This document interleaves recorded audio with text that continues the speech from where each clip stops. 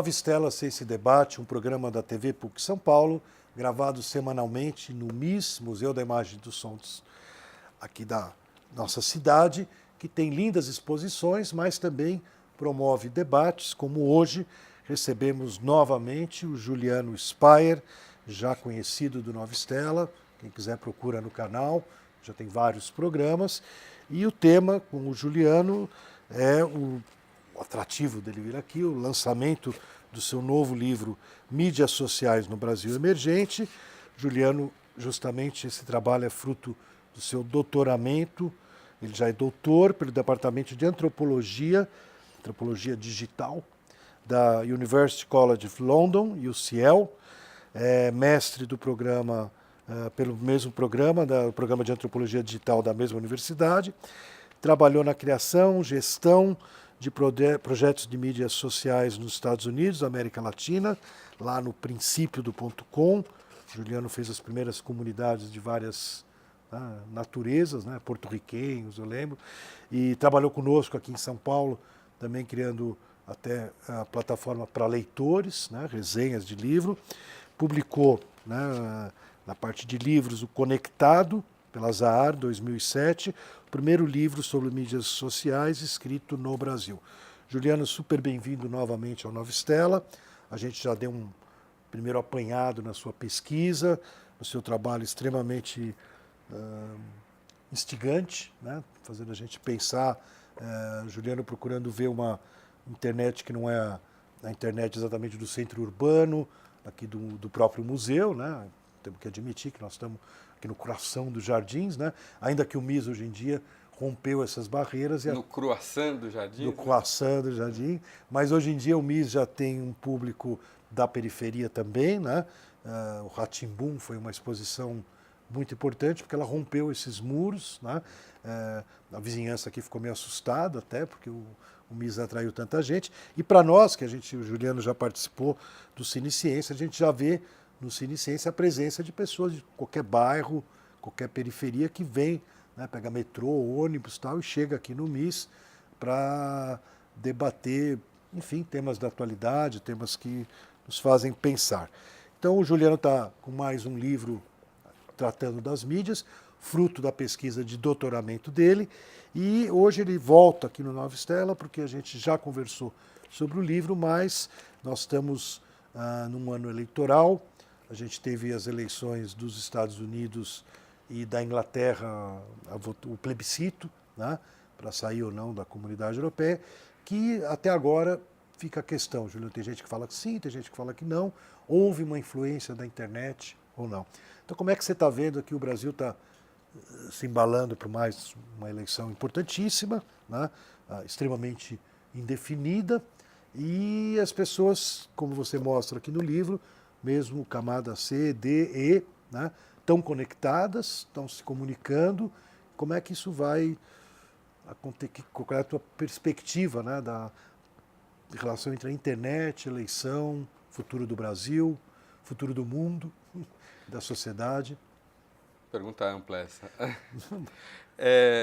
Eu, coincidentemente, não foi planejado, eu estava começando a pesquisa de campo quando o Brasil viveu aquele momento, aquelas semanas, né, de muita agitação por conta das passeatas e dos protestos. Dos 20 centavos. Isso, que começou com os 20 centavos aqui em São 2013. Paulo. E foi uma experiência interessante. A Thaís, minha mulher, estava em São Paulo preparando a mudança e eu já estava lá encontrando casa, né? Então a Thaís está em São Paulo e eu estou numa vila trabalhadora que é a periferia da periferia da periferia de Salvador, né? E a Thaís, um dia saindo da casa de uma amiga, esbarra com um protesto e é agredida pela polícia e ela se incendeia. E o dia a dia, né, eu vou acompanhando pelo Facebook dela, passa a envolver muitas discussões e, enfim, existe talvez a criação dessa ilusão de que o Brasil inteiro tivesse contaminado por esse germe do protesto, né? E eu digo essa ilusão porque eu estava num outro Brasil, que é um Brasil muito grande também, o Brasil das classes populares, que não vivem aqui no croissant dos jardins. E eu olhava para fora da janela depois de usar o Facebook e um silêncio, sabe assim? É, o curioso assim que eu registrei dessa época, né? Não é que essa informação não chegava. Parecia, né? Eventualmente ela saiu da internet e foi para os jornais, então passava né, nos telejornais, aparecia no jornal impresso também, mas aquilo dali repercutia, né, nas pessoas que estavam vivendo no meu entorno, ali nesse bairro trabalhador, na periferia da periferia de Salvador, da mesma forma como repercutia um evento internacional, então um protesto na Rússia, aquele Occupy Wall Street, que também foi notícia há um tempo, a questão da Primavera Árabe. Existia uma certa curiosidade, né? Assim, como você mesmo estava dizendo antes da gente começar a gravar, né? Do seu encontro com pedreiros ali que estavam vivendo o momento das passeatas e querendo saber o que estava acontecendo. Tinha essa desconexão, né? Por que as pessoas estão assim, né? Então esse foi o primeiro insight importante sobre esse tema da participação política relacionada à internet. Em geral, a gente associa quase que naturalmente, né? A internet vai empoderar o pequeno, vai empoderar o mais fraco, por isso a Primavera Árabe, por isso o Occupy Wall Street, por isso as jornadas aqui no Brasil, etc. E a gente às vezes perde perspectiva, porque está muito rodeado das pessoas que são iguais a gente, têm mais ou menos a mesma escolaridade, pensam do mesmo jeito, que essa é uma bolha, né? Ou seja, que parece que é todo mundo, mas que é uma fração do Brasil, geralmente com curso universitário, geralmente jovem, né? Que foi para as ruas e que causou uma grande impressão, porque é concentrado ali aqueles 2 milhões, 1 milhão de pessoas, chama de fato atenção, mas que não correspondia a esse outro espaço. Eu me lembro de o momento ninguém se identificava claramente e nem sabia, como você levantou, né? Que um pedreiro teria perguntado para você, escuta, quem que é o líder dessa história, né? O que não chegava para os meus informantes, para os meus vizinhos ali, era, as pessoas estão reclamando do quê mesmo? Porque se eles estão reclamando do ônibus mais caro, a gente já paga isso faz tempo, quer dizer, é muito mais caro para eles do que para a gente, né? Se eles estão reclamando da polícia, a polícia já é bruta desde sempre, para a gente, não para eles, né? Então, não caía muito a ficha de qual era o motivo dessa reclamação, né? Então, esse distanciamento. Curiosamente, o momento que eu vi um despertar de interesse genuíno foi quando se espalhou ali um fake news de que a Dilma, que era presidente na época, iria fechar o Facebook, né? Eu lembro dessa noite. Porque, tudo mentira, né? Tudo inventado. Na verdade assim, teve uma ondulação do Facebook mundial. Eu sei porque eu tinha um afiliado que estava nos Estados Unidos e ele comentou, né, que deu uma balançada no Facebook. O Facebook, dizem que o Mark Zuckerberg ele é muito rígido, que nunca pode ter estabilidade. Né? Não pode soluçar. Lembra, desde o começo da historinha dele tem essa coisa que tem que ser impecável. Né? Ninguém vai... Pode todo mundo ir embora para outro lugar se ficar fora do ar. Né? Ele tem esse medo, esse trauma. Né? Então, mas nessa noite, no meio das nossas coisas aqui, em junho, teve uma balançada no Facebook, mas não era nacional. Mas aí já virou a fake news que a Dilma estava preparando para desligar o Facebook. Eu achei curiosíssimo, porque ninguém se pronunciava em relação a esses protestos. Ali, sabe, as pessoas estavam preocupadas um pouco com a segurança, um pouco com o ir e vir, né? Um pouco com o trabalho, que não seriam remuneradas se elas não conseguissem chegar ao trabalho. Algumas trabalhando em Salvador, outras vindo de Salvador para cá. Mas ninguém estava preocupado com esses assuntos que mobilizaram aqueles que protestavam, né? Agora, quando essa fake news entrou na corrente ali aí as pessoas levantaram um pouco por humor, mas com seriedade também. Sabe assim, olha, a internet ninguém fecha, né? Porque, como a gente falou dentro na nossa conversa anterior, né, existe essa grande importância da internet em vários níveis, inclusive de manter essas pessoas que vivem sem essa rede de proteção do Estado. Quer dizer, se você é acidentado, primeiro que não tem hospital ali. Você precisa ir até o hospital 80 quilômetros, 1 hora de carro. Quem vai te levar? O vizinho. Se você está desempregado, quem que vai te dar dinheiro? o vizinho ou a família. Se o seu filho está precisando de remédio, entendeu? Ou seja, essa rede é fundamental, né? E a internet é importante por causa disso, porque mesmo dentro desse espaço de diluição das redes, né? Porque a pessoa mora longe, porque a pessoa está trabalhando, porque você já não tem o mesmo contato, que você trabalha e mora em lugares diferentes, né? A internet reavivou essas redes, que são redes, independente da existência de conexão digital entre as pessoas, que são redes de contato. Nós, como amigos, temos redes de amigos, né? Você e eu, juntos. E ali você tem redes que, tecnicamente, na antropologia, são chamadas de redes de ajuda mútua, ou redes de solidariedade, né? Que implicam nessa troca. E quando a internet sai do ar, essa grande infraestrutura que ajuda mãe tomar conta de criança, gente a saber quais são as fofocas do local, quem matou quem, por que matou, etc, etc. Quem riu, quem traiu, essas redes aparecem. Então, aí a expressão de fato, né, da reclamação, fala, opa, pode quebrar o que você quiser aí, contanto que não desliga no meu Facebook, no meu WhatsApp. No Facebook, né? Legal, Juliano. Mas e agora que a gente está chegando na eleição, como você vê, tem essa influência assim, de conseguir interferir em resultado? Então, eu... Também, se não for tua praia, a gente volta. Não. É um termo... Eu não me sinto apto para especular sobre o que foi. Mas eu me sinto apto para olhar para o que aconteceu, que foi essa greve dos caminhoneiros, que teve um elemento muito importante do uso da internet. Né? Então, o que eu vejo ali é uma semente do que pode ser o desdobramento daquele evento de 2014, que antes era restrito à nossa bolha, né, e que era comportado, e que protestava, protestos pacíficos em geral, sobre bandeiras, ideias e a questão da corrupção, etc., para uma coisa um pouco mais, ou bem mais, volumosa em termos de número de pessoas que participam e com consequências muito menos conhecidas, né, como...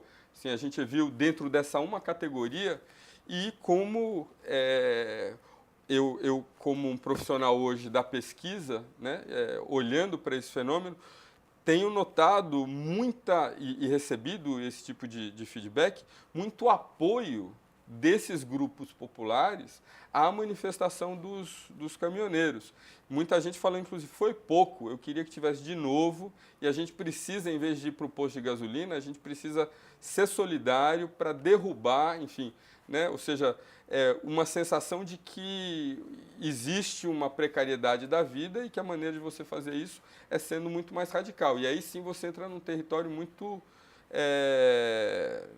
assustador até, né? Assim, dos possíveis desdobramentos. Não é...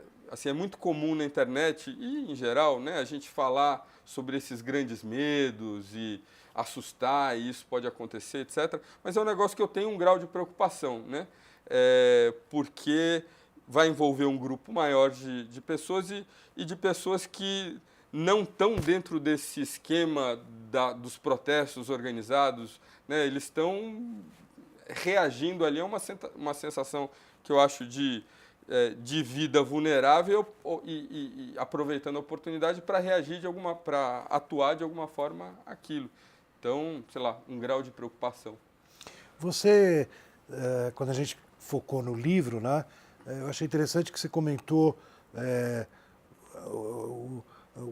a apropriação que vai mudando, né? Então você falou, tinha o Facebook, de repente entra o WhatsApp abre mais possibilidades, até pela facilidade de não ter que ser texto, pode ser voz, pode apertar o botãozinho e já sair falando, se os dois estiverem na internet.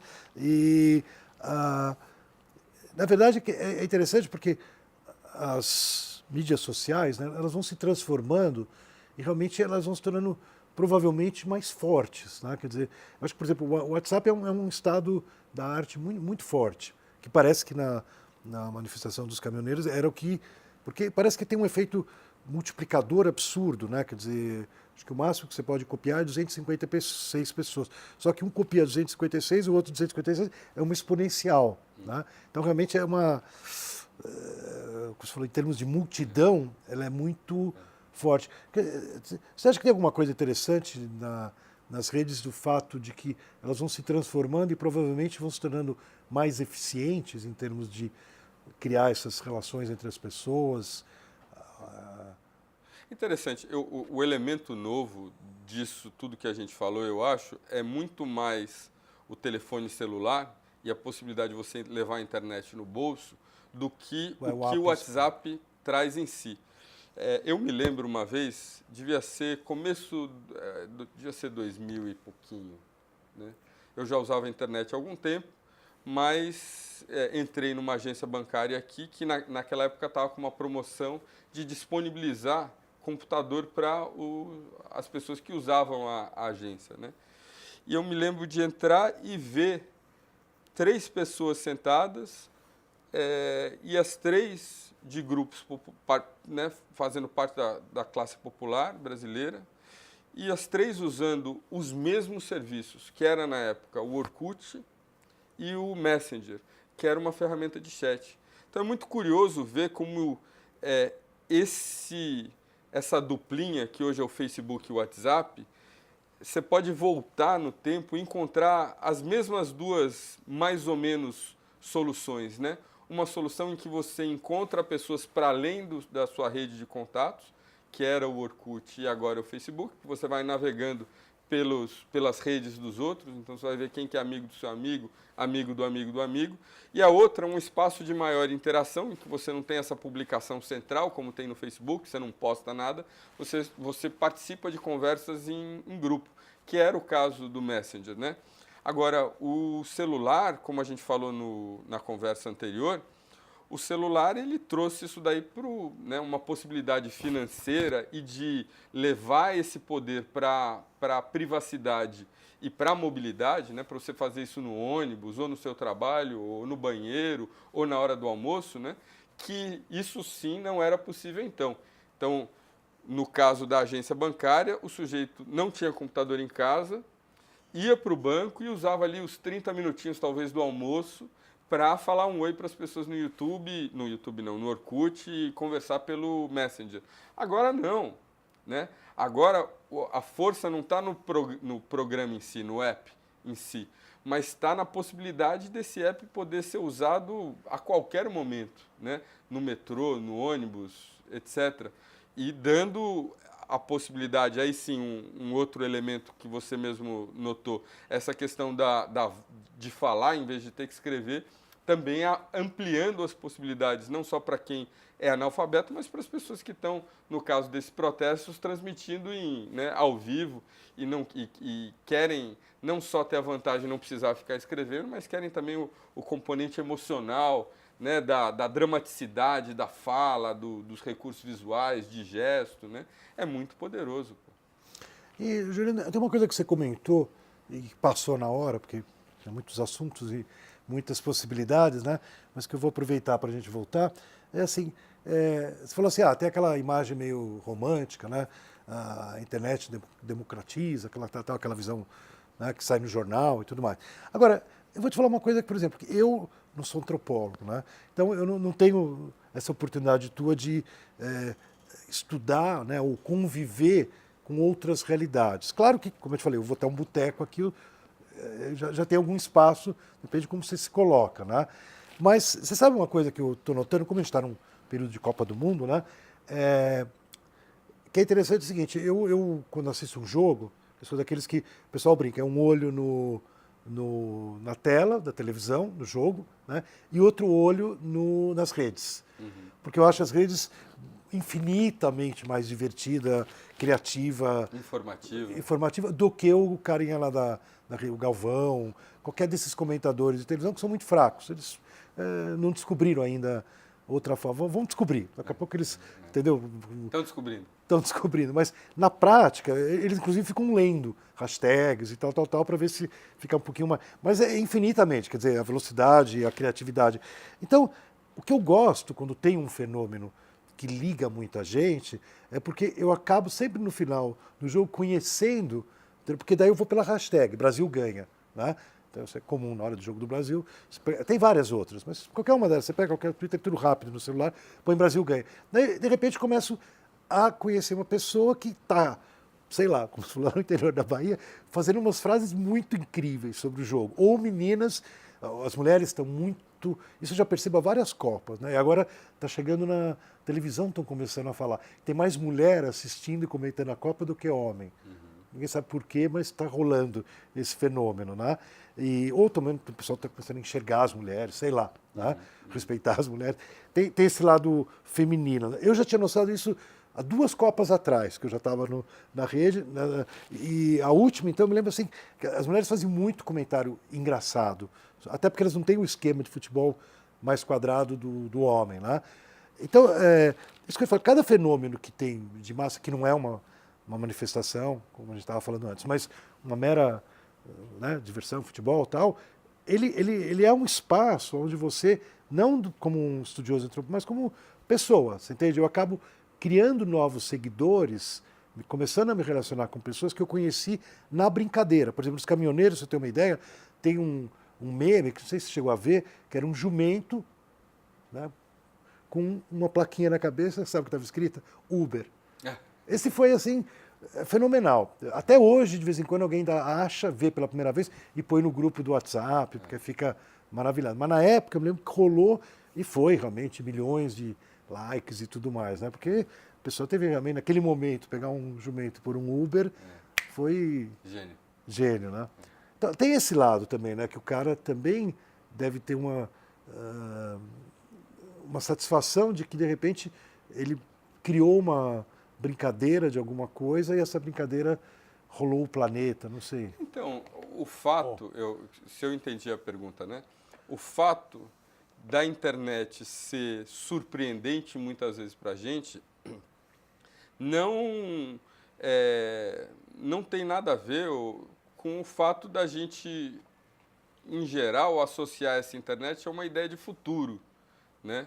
Então, não precisa ser uma inovação do ponto de vista tecnológico para que ela seja relevante ou interessante, né? O que você está fazendo é o contrário.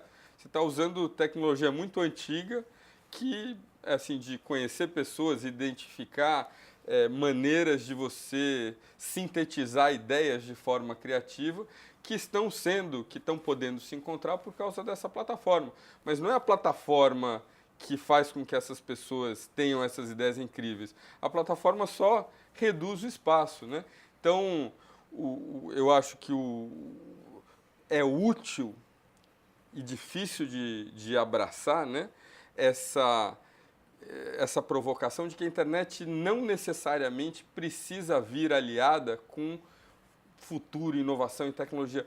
A gente não tem, muitas vezes, vocabulário para se referir a isso, porque está tão imerso dentro dessa cultura do próprio uso da internet, que, né, só se refere a ela dessa maneira que a gente fica sem poder dizer, né? E até nesse sentido, falar com ela como uma ferramenta de fortalecimento da tradição dá um contraste interessante para que a gente possa ver um pouco além, né, das limitações desse conceito de modernidade, né? Que já está, né, a gente tem 30 anos de internet, né, desde meados dos anos 90, que a gente fica falando de inovação e de novidade, de futuro, sabe?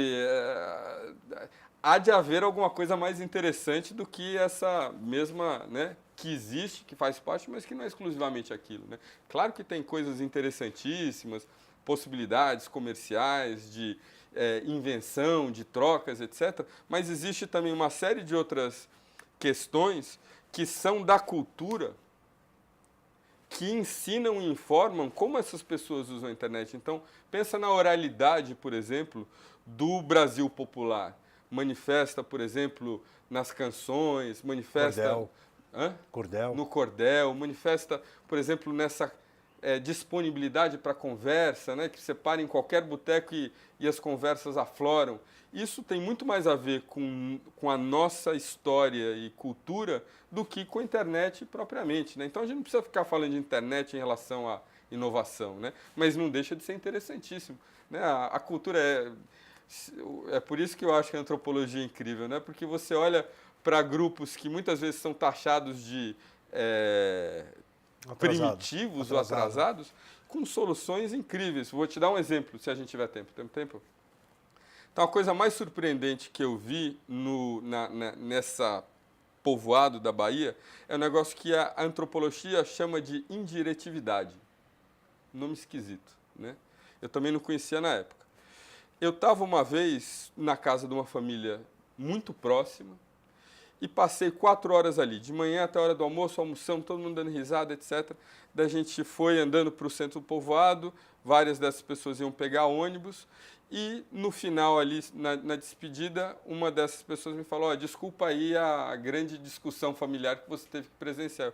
Que discussão? Tá todo mundo dando risada, né? Então, indiretividade se refere a essa capacidade de você criar espaços de privacidade, de conversa. Não estou falando de tecnologia, eu estou falando no discurso, né? E isso, uma tecnologia que se traduz, por exemplo, para dar um exemplo, para não ficar tão estranho, né? Você usar gíria, você acelerar a fala, ou você extrair contexto do que você está falando de maneira que não fique compreensível para quem não está acompanhado daquilo.